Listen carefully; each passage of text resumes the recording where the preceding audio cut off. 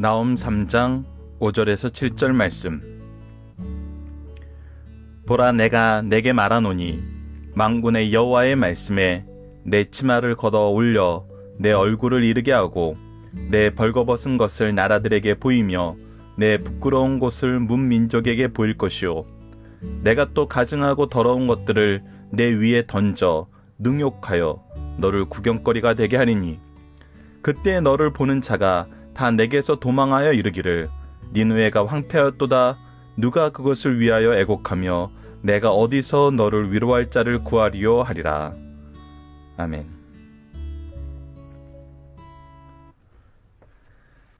안녕하세요. 승리하는 삶 가족 여러분, 그리고 강성성경 연구원 여러분, 오늘은 나홈 3장 5절에서 7절 말씀입니다. 제목은 우리의 삶 속에서 내가 내 대적이 되어란 하나님의 선언을 결코 듣지 않도록 하자입니다. 오늘 말씀은 엄밀히 말하면 지난 2장 11절에서 13절 말씀과 어제 나홈 3장 1절에서 4절 말씀하고도 연관이 있습니다. 특히 내가 내 대적이 되어란 말씀은 바로 2장 13절에서 여호와의 말씀이 내가 내 대적이 되어라는 이 말씀하고 연결되고 있고, 이런 대적이 되었던 이들의 행태에 대해서는 우리가 무엇을 볼 수 있냐면, 이들은 포악하는 자였고 거짓말하는 자였고 탈취하는 자였습니다. 더군다나 어제 말씀에서는 마술과 음행으로 미혹하는 자였습니다. 바로 이런 모습을 하나님께서 심판하시는데 어떻게 심판하는지 봅시다. 보라, 내가 내게 말하노니 만군의 여호와 말씀에 내 치마를 걷어올려 내 얼굴에 이르게 하고 내 벌거벗은 것을 나라에게 보이매. 자, 무엇이라고 합니까? 그들이 수치스러운 것을 가지고 음행을 저질렀고 사람들을 미혹을 했었어요. 그러나 이것이 그들이 몰래하고 그들의 권력을 가지고 할 때는 이것을 수치스러운 것으로 여기지 못했었어요. 근데 하나님께서는 이 수치를 드러나게 하십니다. 그들이 무슨 잘못을 했는지 분명하게 보이게 하십니다. 그들이 차마 하나님께서 그것을 보이도록 하니까 자기 얼굴은 가리면서 나아가게 되는데, 그들의 모든 부끄러움을 그들이 은밀하게 하고 미혹해서 했던 그런 것들을 어떻게 하냐면 문민족에게 보이게 하신다는 겁니다. 이것이 우리가 하나님 앞에 있을 때, 하나님의 심판이 우리에게 놓였을 때 경험하게 되는 것입니다. 우리의 죄악이 모든 것이 드러나게 돼요. 가려지는 것이 하나도 없습니다. 그리고 이것에 대해서 어떤 반응을 보이게 됩니까? 우리가 유구무원하게 되죠. 우리의 죄에 대해서 우리가 핑계거리가 있을 수가 없게 돼요. 우리의 죄는 정말 너무나 수치스러운 거였고 이것에서 우리가 벗어날 방법이 없음을 보여줘요. 자, 계속 얘기합니다. 내가 또 가증하고 더러운 것들을 내 위에 던져 능욕하여 너를 구경거리가 되게 하리니. 그래서 그들이 했던 그 가증하고 더러운 것들을 오히려 그들 위에 던져 놓는다는 거예요. 그래서 그들이 문 나라의 구경거리가 되게 한다는 겁니다. 결국 그들은 수치와 비난에서 벗어날 수 없는 상태에 놓이게 돼요. 자, 하나님께서 이렇게 심판하실 때 어떤 일이 일어납니까? 7절입니다. 그때 너를 보는 자가 다 내게서 도망하여 이르기를. 누구 하나도 이것을 도와주려고 하지 않고 누구 하나도 이들 편에 서려고 하지 않습니다. 다 도망갑니다. 그리고 그들은 뭐라고 얘기하고 다니게 됩니까? 니느웨가 황폐하였도다. 니느웨가 황폐하였도다. 그 화려한 성이, 그 강렬한 성이, 그 높은 성이 이제 황폐하였다. 누가 그것을 위하여 애곡하며 내가 어디서 너를 위로할 자를 구하리요. 그것을 위하여 애곡할 자도 없고 그것을 위로할 수 있는 능력이 있는 자도 아무데도 없다는 거예요. 그리고 이것을 엄밀히 말하면 그들이 그것을 원치도 않는다는 거예요. 왜? 열국이 그들의 포악과 그들의 미혹하는 것에 이미 오픈이 되어서 그 안에서 괴로움을 당했기 때문이거든요. 그래서 오히려 이것들을 보고 기뻐하는 자들만 나오게 된다는 것입니다. 자, 이것은 무엇을 보여줍니까? 하나님께서 심판하시기 시작하면은 누구도 이 심판에서 예외될 수 없다는 겁니다. 누구도 이 심판에서 벗어날 수 없다는 거예요. 더 나아가서 누구도 이 심판이 잘못된 심판이라고 항변할 수 없다는 거예요. 자신의 죄를 고백할 수밖에 없고 시인할 수밖에 없고 문나라에 드러날 수밖에 없게 된다는 것입니다. 자, 본문 묵상회를 보도록 하겠습니다. 하나님의 대적이 된 자들은 어떻게 됩니까? 자, 이게 다시 한번 봅시다. 그들의 부끄러움을 드러내게 되고 그 부끄러움을 만민들에게 보여주게 되면서 구경거리가 되게 만든다는 것입니다. 하나님의 심판이 있을 때 이들은 누구의 도움을 받을 수 있습니까? 누구의 도움도 받을 수 없어요. 그들을 사모하고 그들을 동경하던 사람이건 그들에게 고난받았던 사람이건 다 그들을 떠나게 되어 주위에 아무도 남지 않습니다. 그래서 황폐하게 되고 그들을 위해서 울 자도 그들을 위로할 자도 없는 상태에 놓이게 됩니다. 결국 뭐 하게 된다는 거? 이들은 진멸되게 된다는 것입니다. 흔적이 남지 않게 된다는 것이에요. 자, 중심사상을 하나씩 보도록 하겠습니다. 첫 번째, 사람이 세상을 살면서 하나님께 내가 내 대적이 되어라고 평가받는 것 이상 더 큰 불행은 없다는 것입니다. 왜 그들은 하나님의 대적이 되었습니까? 그들은 하나님을 멸시하고 두려워하지 않았고 모욕했어요. 자, 보시죠. 하나님을 멸시하였고 두려워하지 않았고 모독하였어요. 이것이 뭐였어요? 이들이 지금 뭘 못 보고 있는 거예요? 하나님의 주권을 보지 못하고 있는 거예요. 하나님께서 그들을 징계의 막대기로 쓰는 것을 인식을 하지 못하는 거예요. 그래서 자기들이 징계의 막대기가 되어 이스라엘을 치시려는 하나님의 도구가 됐음에도 불구하고 이스라엘을 치는 것을 통해서 그들이 누구를 이겼다고 생각해요? 이스라엘을 이겼다고 생각하는 것이 아니에요. 그들은 하나님을 이겼다고 생각해요. 이것이 세상이 가지고 있는 한계이며 가장 어리석은 생각이란 겁니다. 하나님이 그들에게 용인하고 용납한 것을 이해하지 못하고 자신들이 누구를 이겼다고 생각해요? 하나님을 이겼다고 생각해요. 세상 많은 주권자들이나 이 포악한 자들의 특징을 보십시오. 그들은 먼저 누구를 인정하기 싫어해요? 하나님을 인정하기 싫어하고 하나님의 통치를 거역하기 시작해요. 그래서 하나님을 멸시하고 두려워하지 않고 더 나아가서 어떻게 해요? 모독하는 데까지 이르게 된다는 겁니다. 하나님은 어느 사람이나 집단에게 먼저 너는 내 대적이라 하고 하지 않으세요. 하나님 먼저 대적이 됐다고 넌 내 주적이야 라고 얘기한 적이 없어요. 하나님은 모든 인류를 살리시는 공급자이며 주권자이며 운행자예요. 그래서 오히려 만민들에게 하나님의 은총을 내려주고 계세요. 자연의 은총도 하나님으로부터 나온 것이고 하나님의 역사하심 속에서 순행되는 거예요. 근데 사람들은 어떻게 해요? 오히려 사람들이 하나님을 대적하면서 하나님을 공격하고 모욕하고 멸시한다는 거예요. 그럴 때 그들은 하나님의 대적이 됐다고 하나님께서 말씀하신다는 겁니다. 이처럼 하나님을 향하여 경솔한 언동을 삼갈 것을 우리에게 가르쳐주고 있습니다. 두 번째입니다. 죄인들에 대한 심판이 정당함이 드러난다는 거예요. 니느웨의 멸망은 너무나도 마땅한 것이어서 아무도 멸망을 막아주려고 나선 자가 없었고 슬퍼하는 자나 위로하는 자가 없었어요. 이렇게 죄인들의 심판은 사람의 눈에도 정당하게 판명되는 거예요. 즉 누구도 이 결과가 정말 너무했다라는 생각이 들지 않을 정도로 이들에게는 합당한 죄의 제목들이 충분히 쌓여 있다는 거예요. 그래서 우리가 창세기에서 가나안 땅에 들어가게 하실 때 하나님께서 왜 400년간 노예 생활하면서 그때 다시 돌아오게 하시겠다고 얘기해요. 가나안의 죄가 아직 차지 않았다고 얘기를 하시잖아요. 우리는 오히려 이것을 주의해야 돼요. 우리가 죄의 제목, 심판의 때를 당기고 있는 삶을 살면서도 그것을 인식하지 못하고 오히려 하나님을 멸시하고 두려워하지 않고 모욕하는 삶을 살 수 있다는 거예요. 우리와 우리 자손에게도 이런 일이 발생하지 않도록 평소에 서로를 의지하고 위로하며 살아가는 성도가 되어야 됩니다. 우리에게 이런 일이 있어서는 안 돼요. 그래서 우리는 어떠한 삶을 살아야 돼요? 어떠한 삶을 살아야 됩니까? 자, 로마서 12장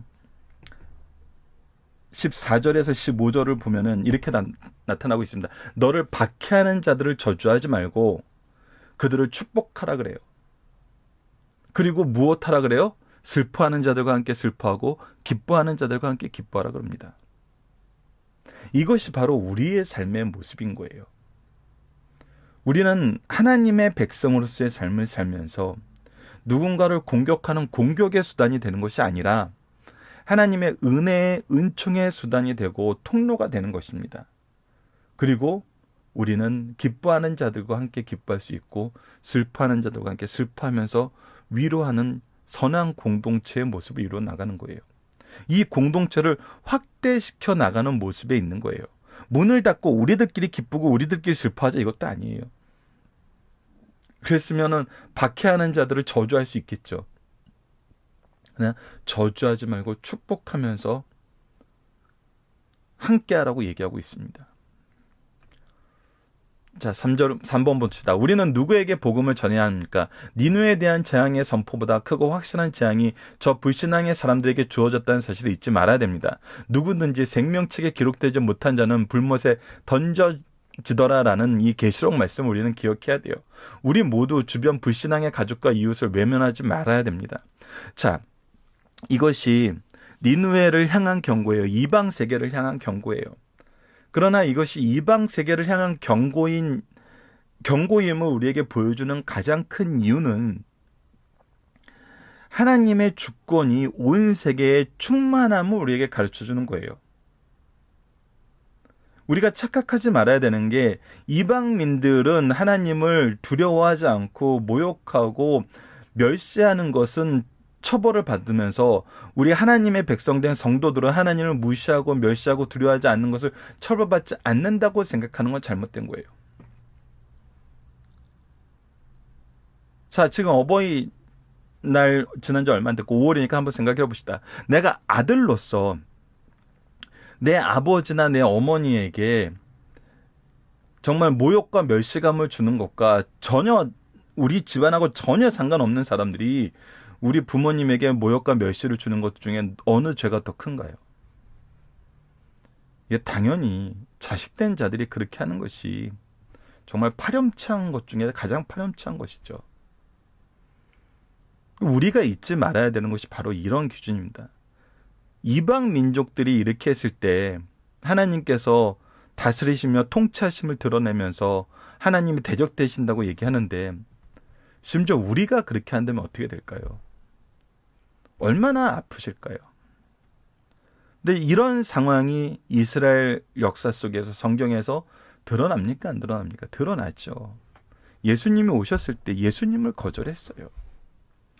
우리도 지금 이러한 삶이 우리의 삶 속에 나타날 수 있어요. 그렇기 때문에 우리는 하나님의 법이 무엇인지를 알아야 되고 하나님의 뜻이 무엇인지를 알아야 되고 하나님을 대적하는 것이 무엇인지를 알아야 됩니다. 그리고 내 자녀가, 내 제자가, 내 이웃이, 우리 교회 성도가 그런 모습에 있다면은 그들을 외면하지 말아야죠. 그들을 돌이키도록 하나님이 주신 사랑으로 예수 그리스도께서 우리에게 보여주신 모습으로 우리의 신앙의 선조들이 갔던 그 길로 가서 그들을 위해서 기도하는 제사장적 신앙을 가지고 복음을 가지고 성령의 역사하심을 간구해야죠. 거기에 우리의 사랑의 수고가 있는 것이고 믿음의 역사가 있는 것이고 소망의 인내가 있는 것입니다. 자, 살펴보기 정답은 여러분들 카페를 통해서 확인해 주시고요. 자, 적용하기를 보도록 하겠습니다. 하나님의 대적하는 것, 하나님이 싫어하시는 것을 성경을 통해 묵상하고 우리의 삶에 이러한 모습이 없나 점검해 봅시다. 우선 잠언 말씀과 마태복음 말씀 두 개를 우선 들어놨습니다. 잠언 6장 16절에서 19절입니다. 여호와께서 미워하시는 것 곧 그의 마음에 싫어하시는 것이 옛일고 가지니 곧 교만한 눈과 교만입니다. 거짓된 여와 거짓 무죄한 자의 피를 흘리는 손과 악한 계교를 꾀하는 마음과 빨리 악으로 달려가는 발과 거짓을 말하는 망령된 증인과 미 형제 사이를 이간하는 자니라. 자, 보십시오.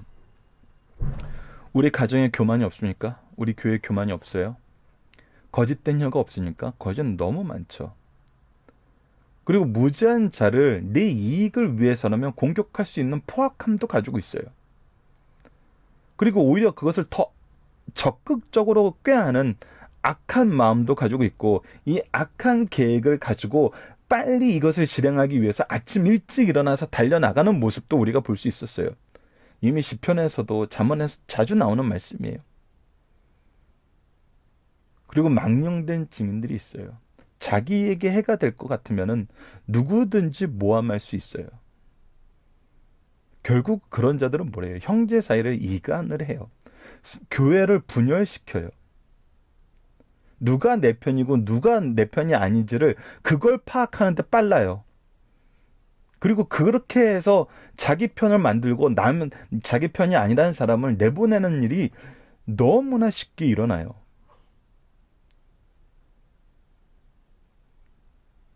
이런 일은 하나님이 싫어하신다고 분명히 얘기하고 있어요.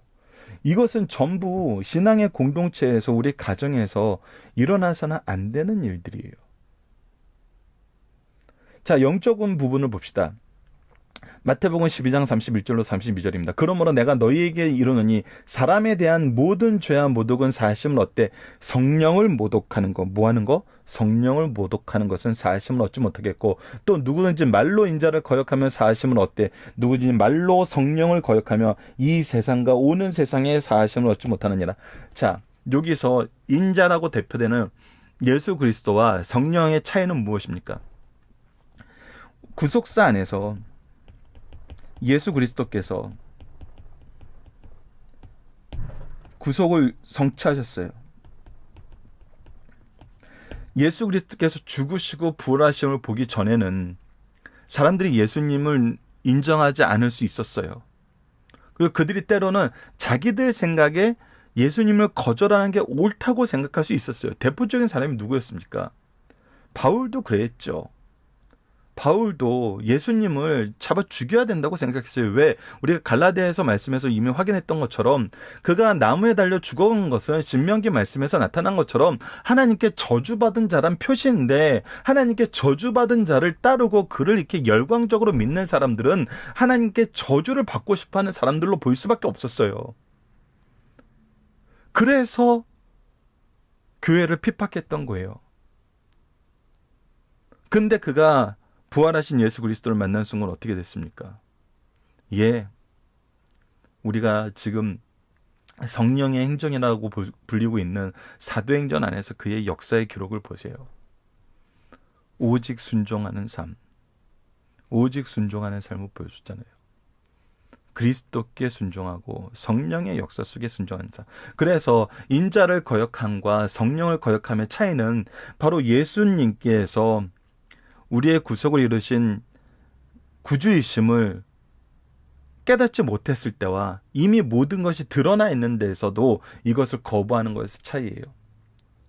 지금 현재 우리들은 말씀을 근거로 이 성경을 바로 봤을 때 이것을 거절할 수 있는 명분이 있는 사람은 아무도 없어요. 이미 성경 말씀은 하나님의 구속사를 우리에게 온전하게 보여주고 있기 때문에 더 나아가서 교회 공동체와 우리 가정의 모습이 하나님 나라의 유업을 받는 것이 우리의 삶의 정말 본질적인 정체성이며 목적인 것을 거부하는 사람들은 있을 수가 없어요. 예수 그리스도께서 십자가를 지시면 우리를 천국 백성 만들기 위한 거였거든요. 근데 우리가 이것을 바라보지 않는 삶을 살아요. 이것을 필요한 삶으로 여기지 않아요. 이것 또한 우리는 잘못된 길로 가는 것이죠. 사실 이 말씀을 묵상할 때 우리에게는 확신보다 두려움이 더 많은 것이 사실입니다. 왜? 우리의 삶 속에 이 모습이 있기 때문에. 그렇다면 우리는 어떻게 해야 될까요? 우리는 어떻게 해야 될까요? 우리는 이 말씀을 통해서 우리 삶에 하나님과 대적하는 모습이 있음을 깨달았어요. 어떻게 돼요? 속히 이것을 우리가 계속 잡으려고 고집해서는 안 돼요. 고집하는 것이야말로 가장 어리석은 모습이에요. 속히 돌이켜야 되는 것입니다. 속히 이러한 모습을 버려야 돼요. 속히 이러한 곳에서 벗어나야 되는 것입니다. 그렇지 않으면 우리에게 어떤 일이 일어나는지는 이미 말씀을 통해서 선언되고 있습니다. 자, 죄악에 대한 하나님의 심판은 우리로 어떠한 삶을 살게 합니까? 예, 하나님의 은혜 속에 거하면서 하나님과 대적되는 삶을 우리도 같이 미워하는 삶을 살게 돼요. 하나님과 하나 되는 삶, 그리스도와 연합된 삶은 하나님이 싫어하시는 걸 나도 싫어하는 거예요. 즉 죄를 싫어하게 되는 거예요. 우리가 이 지정이 세 부분으로 죄에 대해서 얘기하잖아요. 지적으로 죄를 분별하고, 감정적으로 죄를 미워하고, 의지적으로 죄에서 돌이키는, 이것이 무엇이라고요? 회개의 역사라고요. 이 회개의 역사가 우리에게 있게 된다는 것입니다. 회개의 역사가. 우리에게 회개의 역사가 일어나야 됩니다. 그것이 우리가 은혜 속에 사는 길이고, 승리하는 길이고, 서로를 위로할 수 있는 길이고, 서로를 위해서 기도해야 될 내용인 것입니다. 우리가 회개를 위해서 기도하는 기도, 그것이 바로 제사장적 기도인 것입니다. 말씀을 기초로 기도하기를 통해서 마치겠습니다. 하나님, 가장 불행한 존재는 하나님과 원수된 자들임을 깨닫게 됩니다. 우리로 하나님의 뜻을 바로 알아 하나님을 대적하는 자들이 되지 않게 하시고, 오직 하나님과 동행하여 하나님의 뜻을 전하는 구속사의 능력 있는 일꾼들이 되게 하여 주소서. 더 나아가 대적자들에게 복음을 전하는 주님의 대변인이 되게 하여 주소서. 예수님 이름으로 기도드립니다. 아멘.